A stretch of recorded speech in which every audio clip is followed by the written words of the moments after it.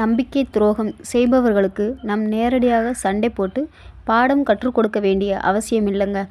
நம்முடைய வளர்ச்சி, அமைதி மற்றும் முதிர்ச்சியான அணுகுமுறை மூலமாகவே அவர்களுக்கு மிகச்சிறந்த பாடத்தை கற்றுக் கொடுக்க முடியும். அதற்கான ஒரு 10 வழிகளை இந்த வீடியோவில் சொல்லியிருக்கேன். அதனால் ஸ்கிப் பண்ணாமல் ஃபுல்லாக பாருங்கள். ஸ்கிப் பண்ணிட்டீங்க அப்படின்னா நிறைய விஷயங்கள் உங்களுக்கு தெரியாமலே போயிடலாம். அதனால் ஃபுல்லாக ஸ்கிப் பண்ணாமல் பாருங்கள், ஓகேங்களா? அதுக்கு முன்னாடி நீங்கள் என்னோடய சேனலை புதுசாக பார்க்குறீங்க அப்படின்னா சப்ஸ்கிரைப் பண்ணிவிட்டு பெல் ஐக்கனை கிளிக் பண்ணிவிட்டு கண்டினியூ பண்ணுங்கள். அப்போ தான் நான் போகிற வீடியோஸ் எல்லாமே உங்களுக்கு நோட்டிஃபிகேஷனாக வரும், ஓகேங்களா? இப்போ அந்த 10 பழக்கங்கள் என்னென்ன அப்படிங்கிறத பார்க்கலாம். ஃபஸ்ட் ஒன் என்னென்னா, மௌனத்தை ஆயுதமாக்குங்கள். துரோகம் செய்தவர்களிடம் போய் சண்டை போடுவதோ நியாயம் கேட்பதோ உங்கள் ஆற்றலை வீணடிக்கும். உங்கள் மௌனம் அவர்களுக்கு மிகப்பெரிய தண்டனையாக இருக்கும். நீங்கள் அவர்களிடம் பேசாமல் விலகுவதே நீங்கள் அவர்களுக்கு கொடுக்கும் முதல் பாடமாக இருக்கும். அப்படிங்கிறத புரிஞ்சுக்கிட்டு அவங்க கூட போய் நம்ம அதாவது நியாயம் கேட்குறது, சண்டை போடுறனால எந்த ஒரு பிரயோஜனமும் இல்லை அப்படிங்கிறத புரிஞ்சுக்கிட்டு நம்ம அவங்கக்கிட்ட இருந்து அமைதியாக விலகி இருக்கிறதே ரொம்ப ரொம்ப நல்லது. 2வது விஷயம், எல்லையே வகுத்து கொள்ளுங்கள். ஒரு முறை ஏமாற்றினால் அது அவர்கள் தவறு. 2ஆம் முறையும் ஏமாறினால் அது உங்கள் தவறு. எனவே அவர்களிடம் மீண்டும் பழையபடி பழகாமல் ஒரு விலகலை எப்போதும் கடைபிடிங்கள். ஒரு தடவை நம்ம தெரியாமல் ஏமாந்துட்டோம் அப்படின்னா அது அவங்களோட தவறு, சரிங்களா? ஆனால் மறுபடியும் அவங்கள நம்பி நம்ம ஏமாறுறோம் அப்படின்னா அது நம்மளோட தவறு தான். ஒருத்தவங்க ஏமாற்றிட்டாங்க அப்படின்னா நம்ம மறுபடியும் அவங்கள நம்பி ஏமாறுறது நம்மளோட தப்பு அப்படிங்கிறத புரிஞ்சுக்கிட்டு எப்பயுமே அவங்கக்கிட்ட ஒரு லிமிட்டை கிராஸ் பண்ணாமல் இருக்கிறது ரொம்ப ரொம்ப நல்லது, சரிங்களா? எப்பயுமே லிமிட்டோடு நடந்துக்கணும். 3வது விஷயம், உங்கள் வெற்றியே பேசுங்கள். துரோகம் செய்தவர்கள் உங்களை வீழ்த்த நினைத்திருப்பார்கள்.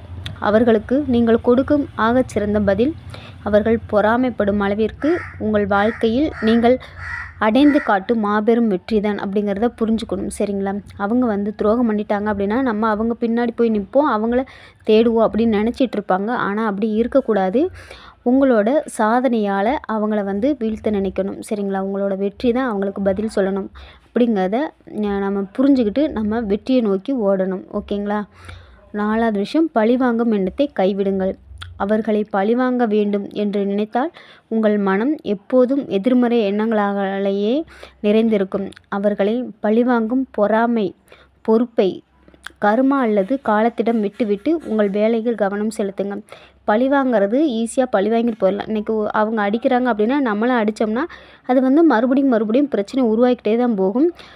அது கொஞ்சம் கூட அது தீரவே தீராது. நம்மளோட டைமும் வேஸ்ட் ஆகும். அவங்களுக்கு வேலை இல்லாமல் சண்டை போடுறாங்க அப்படிங்கிறதுக்காக நம்மளும் அவங்க கூட போய் சண்டை போட்டுக்கிட்டு நம்மளோட இமேஜை கெடுத்துக்க முடியாது. அதுக்காக இப்போ அந்த பழிவாங்கிற எண்ணத்தை விட்டுட்டு அவங்க இப்போ என்னை அடிக்கிறாங்க அப்படின்னா கண்டிப்பாக கடவுள் அவங்களுக்கு தண்டனை கொடுப்பாங்க அப்படிங்கிறத நினச்சிட்டு நம்ம அவங்கள அப்படியே விட்டுட்டு போயிட வேண்டியதான். நம்மளோட வேலையில் கவனத்தை செலுத்தணும், சரிங்களா? 5வது விஷயம், உணர்ச்சி வசப்படாமல் இருங்கள். உங்களை அவர்கள் காயப்படுத்திய போது நீங்கள் அழுவதையோ உடைந்து போவதையோ அவர்கள் பார்க்கக்கூடாது. எதையும் தாங்கும் மன வலிமையோடு நீங்கள் இருப்பதை அவர்கள் பார்த்தாலே அவர்களின் துரோகம் தோற்று போகும். அதுதான் உண்மைங்க. அவங்க அடித்த உடனே நம்ம நான் அழுதுட்டோம் அப்படின்னா மறுபடியும் நம்மளை காயப்படுத்தணும் அப்படின்னு நினைப்பாங்க. எந்த ஒரு இடத்துலையுமே காயப்படும் போது நம்ம அதை உணர்ச்சிகளை வெளிப்படுத்திடக்கூடாது, சரிங்களா? அதை நம்ம கட்டுக்கோப்பாக கண்ட்ரோலாக வச்சுக்கணும். அப்போ தான் நம்மளோட மன வலிமையை அவங்க பார்த்த உடனே அவங்களுக்குள்ளே ஒரு என்ன சொல்கிறதுன்னா எண்ணம் தோன்றும். நம்ம இவ்வளோ பண்ணியும் அவங்க இந்த அளவுக்கு தைரியமாக இருக்காங்க, வைராக்கியமாக இருக்காங்க, அழமாட்டேங்கிறாங்க அப்படிங்கிற ஒரு எண்ணத்துலேயே அவங்களோட அந்த என்ன சொல்கிறதுன்னா தோற்று போயிடுவாங்க அப்படிங்கிறது தான் உண்மை, சரிங்களா? சுய விமர்சனமும் விழிப்புணர்வும். 6வது விஷயம், சுய விமர்சனமும் விழிப்புணர்வும். அடுத்த முறை யாரிடம் பழகினாலும் எல்லாரிடமும் உங்கள் ரகசியங்களையோ அல்லது பலவீனங்களையோ பகிர்ந்து கொள்ளக்கூடாது என்ற சுய கட்டுப்பாட்டை வளர்த்து கொள்ளுங்கள். அது ரொம்ப ரொம்ப முக்கியமான விஷயம். நம்ம யார் கூட இருந்தாலும் எப்படி பழகினாலும் நம்மளோட பர்சனல் விஷயத்தை எப்போயுமே ஷேர் பண்ணக்கூடாது. அது எவ்வளோ க்ளோஸாக இருந்தாலுமே எப்போயுமே நம்ம ஒரு லிமிட்டோடு இருக்கிறது தான் நமக்கு நல்லது. அதனால தேவையில்லாத பிரச்சனையை நம்ம கண்ட்ரோல் பண்ணிக்கலாம். 7வது விஷயம், மன்னித்து மறந்து விடுங்கள். உங்களுக்காக அவர்களை மன்னிப்பது அவர்கள் நல்லவர்கள் என்பதற்காக அல்ல, உங்கள் மன அமைதிக்காக. அவர்களை மன்னித்து மனதிலிருந்து தூக்கி எறிந்து விடுங்கள். ஆனால் அவர்கள் செய்த துரோகத்தை ஒரு பாடமாக நினைவில் கொள்ளுங்கள். அது ரொம்ப ரொம்ப முக்கியம். மன்னிக்கிறதுங்கிறது அவங்க செஞ்ச காரியத்தை மறக்கிறது இல்லை. சரிங்களா? அவங்கக்கிட்ட இருந்து நம்ம விலகி போகணும். அந்த நடந்த நிகழ்ச்சிகளை நம்ம ஞாபகத்தில் வச்சுக்காமல் இருக்கிறதுக்காக மன்னிப்பு தேடுறோம். ஓகேங்களா? அவங்க செய்த துரோகத்தை நம்ம ஒரு பாடமாக எக்ஸ்பீரியன்ஸாக எடுத்துக்கிட்டு நம்மளோட வாழ்க்கையை பார்த்து போய்கிட்டே இருக்கணும். 8 புதிய உறவுகளுக்கு கதவை திறங்கள். ஒருவர் துரோகம் செய்துவிட்டார் என்பதற்காக எல்லோரையும் சந்தேக கண்ணோடு பார்க்காதீர்கள். உங்களை உண்மையாய் நேசிக்கும், உங்களுக்கு பாசிட்டிவ் ஆற்றல் தரும் மனிதர்களுடன் நேரத்தை செலவிடுங்கள். அதாவது நம்மளுக்கு துரோகம் பண்ணிட்டாங்க அப்படிங்கிறனால அவங்கள மாதிரியே எல்லாருமே அவங்கள மாதிரியே இருப்பாங்க அப்படின்னு நினைக்கிறது ரொம்ப ரொம்ப தப்பு. நல்ல மனிதர்களும் இருப்பாங்க. 9 உங்கள் மகிழ்ச்சியை முதன்மைப்படுத்துங்கள். நீங்கள் எப்போதும் மகிழ்ச்சியாகவும் கவலை இல்லாமலும் இருப்பதே உங்களை வீழ்த்த நினைத்தவர்களுக்கு கிடைக்கும் பெரிய தோல்வி. உங்கள் சுய முன்னேற்றம் மற்றும் மகிழ்ச்சியில் முதலீடு செய்யுங்கள்.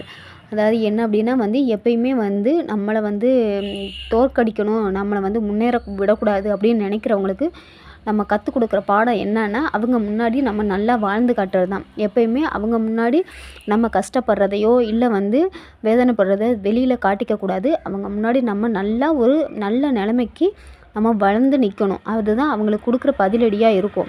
அப்படிங்கிறத மனசில் வச்சுக்கிட்டு நீங்கள் உங்கள் வாழ்க்கையை பார்த்து உங்களோட சுய முன்னேற்றம் மற்றும் மகிழ்ச்சி முதலீடு செய்வதை மட்டும் குறிக்கோளாக வச்சுக்கிறது ரொம்ப ரொம்ப நல்லது. 10வது விஷயம், அலட்சியம் செய்ய பழகுங்கள். அவர்கள் உங்கள் கண் முன்னால் வந்தாலோ அல்லது உங்களை பற்றி அவதூறு பேசினாலோ அவர்கள் ஒரு பொருட்டே இல்லை என்பது போல கடந்து செல்லுங்கள். உங்கள் அலட்சியம் அவர்களை நிச்சயம் சிந்திக்க வைக்கும். நம்ம அவங்கள தேடி தேடி போகிறோம், அவங்க பின்னாடியே போகிறோம் அப்படின்னா அவங்களுக்கு நம்மளோட மதிப்பு தெரியாது. நம்மளை ரொம்ப மரியாதை இல்லாமல் தான் நடந்துக்குவாங்க. நம்ம இல்லைன்னா அவங்களுக்கு யாருமே இல்லை அப்படிங்கிற ஒரு எண்ணம் அவங்களுக்கு எப்பயுமே இருந்துக்கிட்டே இருக்கும். அதனால அவங்கள தேடி நம்ம போகக்கூடாது. அவங்க தேடி வந்தாலும் நம்ம அவங்கள கண்டுக்காமல் ஒதுங்கி போகிறோம் அப்படின்னா அப்போ நம்மளை பற்றி அவங்க யோசிக்க ஆரம்பிச்சிருவாங்க. சரிங்களா? நம்மளோட அருமை அப்போ தான் அவங்களுக்கு புரிய ஆரம்பிக்கும் அப்படிங்கிறத உண்மை. ஓகேங்களா? இப்போ நான் சொன்ன விஷயங்கள் எல்லாமே உங்களுக்கு யூஸ்ஃபுல்லாக இருக்கும், பிரயோஜனமாக இருக்கும்னு நினைக்கிறேன். முக்கிய குறிப்பு என்னென்னா, உங்களை காயப்படுத்தியவர்களை மாற்ற உங்களால் முடியாது.